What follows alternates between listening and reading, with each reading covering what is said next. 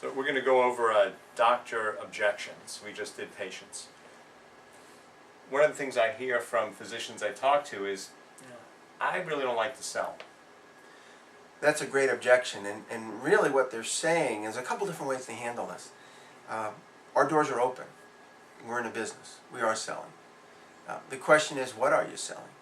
Are you selling something that's related to the patient's health, or are you selling something else? For instance, I tell my patients that my doors are open for your health. And one of the things that doctors are objecting to about sales is the perception that their patients are going to have about them selling something, the perception their staff, and the perception of their colleagues. So if you're doing something that's right for the patient, then there should be no misconception of what you're doing. If you're in a physician's office who's a specialist, say in urology, and he's selling Botox or Latisse, that to me is selling. What I'm doing basically is prescribing, and we can get through that objection. Would you like to add anything, Dr. Rosenberg?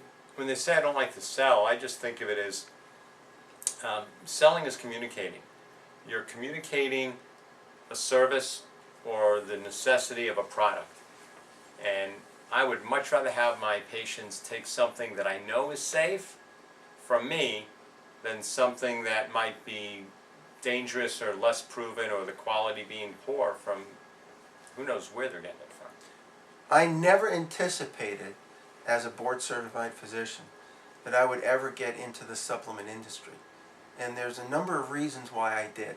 The first and foremost, we've alluded to, we can measure it. That instrumentation is the paradigm shift for me personally as an MD. We can measure if what we're doing nutritionally is working or not. The other reason I got involved is because not only are there products being sold out there that don't get the job done, but they're unsafe, and they're damaging patients, and they're actually killing patients. And I had a patient recently who had a reaction to a product that had arsenic in it. So those are the two main reasons. We can measure it, and we can do no harm. Dr. Rosenberg, I just don't have the time in my practice. I have a busy practice to do this program. Well, there's two ways I approach that. One is, the time is absolutely a factor. And when you're providing any service to a patient, it's the value that the time is given. So you have systems in your practice for everything. And the amount of time that a physician should be spending on this is probably a couple of minutes out of an office visit, as long as it's set up through proper implementation of a system, which we have that at another time to go over. And the other reason is because time is such a big factor in a doctor's office. When will a doctor ever have more time? Well, through this business model, we show how you could actually leverage your time so that you're not having to see as many patients for a set amount of income. So you can actually spend more time with each individual patient. And it gets to be a choice. Everything is a choice. One of the things I hear is that my patients won't go for that, it's too expensive. I tell doctors all the time, don't prejudge your patients. You'd be surprised what's important to them. And you're not going to get every patient to do what you want. The same way that you're not going to get them to take a prescription that you write. 40% of prescriptions are ripped up before they even leave the office. So it's too expensive compared to what? Take the greatest product we have. If you take one supplement of Nano every day, it's $2 a day. And I always say to patients, what's more expensive, $2 a day or treating breast cancer or heart disease or diabetes or hypertension? In the last 6 years, I've seen people come back to me, and patients come back to me and say, I should have listened to you beforehand. So don't prejudge your patients, doctor. They're going to spend what they want to spend as long as you can prove to them that it's getting the job done. Additionally, there's patients already spending money on supplements, not knowing what they're getting, this at least gives them scientific backing of a quality product, and they know where it's coming from. You know, I left your office and I actually looked on different websites. I can buy it on eBay. Yeah. I laugh because someone said, you know, I need a kidney and I found one on eBay. And that is so true. You can find anything on eBay. How long has it been sitting in someone's garage? Has it been out in the rain? Has it been in the back of your car boiling in the heat?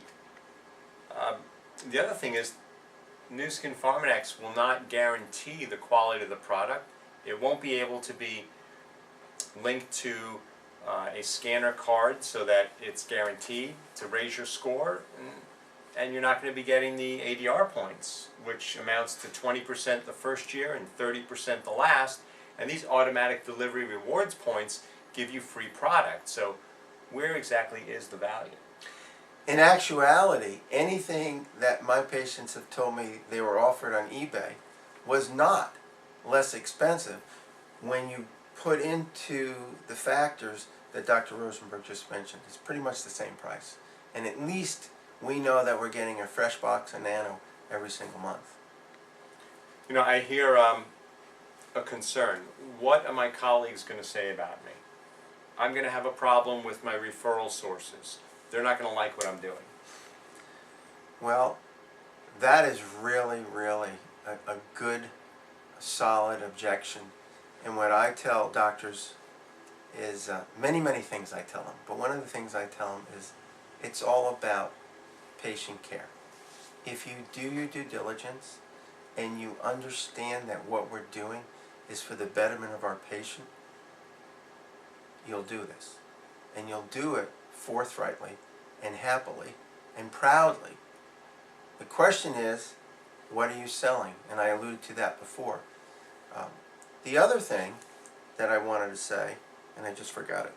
Well, one of the issues is they're not going to think anything because they probably don't care. That is the bottom line. I like that. They probably don't care. And if they do care, and they really care, they'll think you're treating them better. And that's a good thing because we're all about patient care. What do you think my staff's going to say about that? Well, once again, you can look at it from blatantly the staff is there because they're working for you and they need to agree with what you say because they work for you. That's the hardcore approach. But since your staff is important to be an advocate for the patient, you have to start your staff and educate them as to why you're doing it first of all.